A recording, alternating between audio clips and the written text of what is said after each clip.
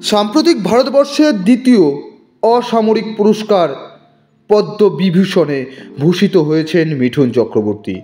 তারপর সাংবাদিকদের সামনে অকপটে তিনি বলেছেন, আমি জীবনে কোনো কিছু কারো কাছে চাইনি, না চেয়েই পাওয়ার আনন্দটা অনেকটা, আমি সেই আনন্দে আনন্দিত, আমি গর্বিত এই পুরস্কার পেয়ে।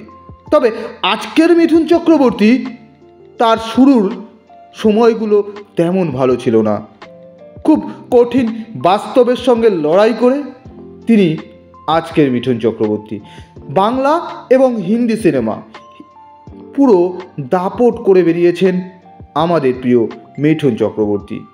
আজ মিঠুন চক্রবর্তীর জানা অজানা কিছু কথা শেয়ার করব। চলুন শুরু করা যাক। 80 দশকের একজন রোমান্টিক হিরো ছিলেন মিঠুন চক্রবর্তী। এই সময়টাকে তার জীবনের গোল্ডেন যুগ বলা হয়। তবে 80 থেকে 90-এর দশকে মিঠুন চক্রবর্তীর একটু ভাটা পড়ে। চলুন শুরুর সময়টা জানি। মিঠুন চক্রবর্তী যখন সবে নায়ক হয়ে উঠছে, তখন তাকে কেউ পছন্দ করতেন না। একটাই কারণ, তিনি বাঙালি। হিন্দি ভাষাটাকে ততটা ভালো বলতে পারেন না, এরকম একটা ট্যাগ লাগিয়ে দিয়েছিল তৎকালীন হিন্দি জগতের সমস্ত পরিচালকরা। আর দেখতে কৃষ্ণবর্ণ, এটাই তার অপরাধ ছিল। কিন্তু বলে না, যার মধ্যে প্রতিভা আছে, প্রতিভা কোনো না কোনোভাবে ফুটে ওঠে। ঠিক সেই সময় বাংলার বিখ্যাত পরিচালক মৃণাল সেন, তিনি একটি সিনেমা তৈরি করবেন আদিবাসী সম্প্রদায় নিয়ে, মৃগয়া। আর মিঠুন চক্রবর্তীকে কোনো এক সময় তিনি দেখেছিলেন, তাকেই সিলেকশন করলেন মৃগয়া সিনেমার জন্য। সেই সিনেমা জাতীয় পুরস্কারে ভূষিত হয়েছিলেন, কিন্তু তারপরেও তাকে অনেক স্ট্রাগল করতে হয়েছে। 1947 সালে জন্মগ্রহণ করেন আমাদের প্রিয় নায়ক বরিশালে, বর্তমানে বাংলাদেশ। জন্মের সময় তার নাম ছিল গৌরাঙ্গ। তার পিতা বসন্ত কুমার চক্রবর্তী আর মা ছিলেন শান্তি রানী। পড়াশোনায় বেশ মেধাবী, গ্রামের স্কুলে পড়াশোনা শুরু করে। এরপরে তিনি চলে আসেন কলকাতায় এবং কলকাতায় এসে ওরিয়েন্টাল স্কুলে তিনি পড়াশোনা শুরু করেন। পড়াশোনায় বেশ ভালোবাসতেন অভিনয়ে, ভালোবাসতেন নাচতে। তাই তার সিনেমাতে নাচ এবং অভিনয়ের অসাধারণ মেলবন্ধন দেখতে পাওয়া যায়।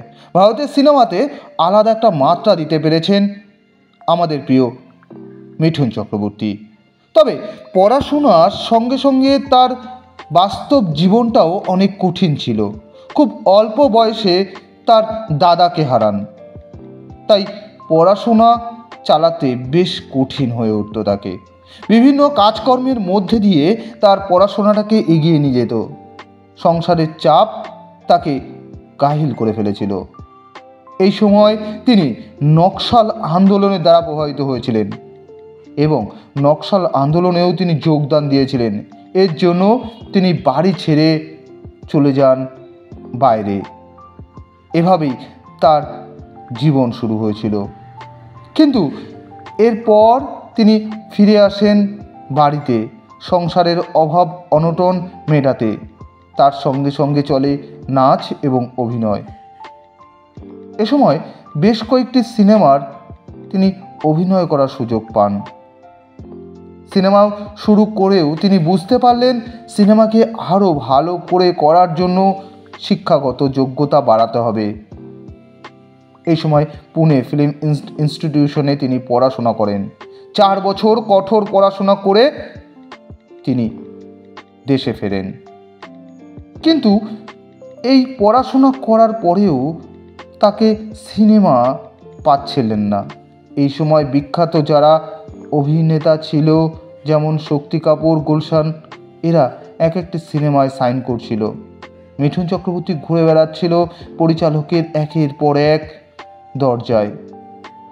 ঠিক এই সময়তে মৃগয়া নামক একটি সিনেমা তৈরি করবেন মৃণাল সেন। তার জন্য চায় একটি উচ্চ কৃষ্ণবর্ণের এক ছেলে।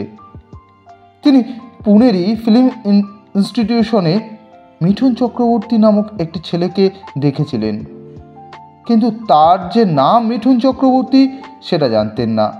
তিনি জানতেন তার নাম শুধুমাত্র ম দিয়ে। এরপর মৃণাল বাবু খুঁজতে লাগলেন সেই ছেলেটিকে। ইতিমধ্যে মিঠুন চক্রবর্তীর কাছে খবর চলে গেল। মিঠুন চক্রবর্তী হাজির হলেন ওনার বাড়িতে। এরপর সেই সিনেমা, যা প্রথম অভিনয়ে জাতীয় চলচ্চিত্র নিয়ে আসেন। অসাধারণ সেই সিনেমা। তার জন্য তিনি কম পরিশ্রম করেননি। তিনি সাঁওতালদের সঙ্গে থাকতেন, সাঁওতালদের কথার অঙ্গি ভঙ্গি নকল করতেন। এমনই ছিল তার ডেডিকেশন। এইভাবেই তার যাত্রা শুরু হয়। তবে সেই সিনেমা হিট হওয়ার পরেও কিন্তু তার ভালো সময় আসেনি। এরপর বিখ্যাত সিনেমা 1982-তে ডিস্কো ড্যান্সার। এই সিনেমায় তাকে মোড় ঘুরিয়ে দেয়। তারপর আর পিছু টানতে হয় না।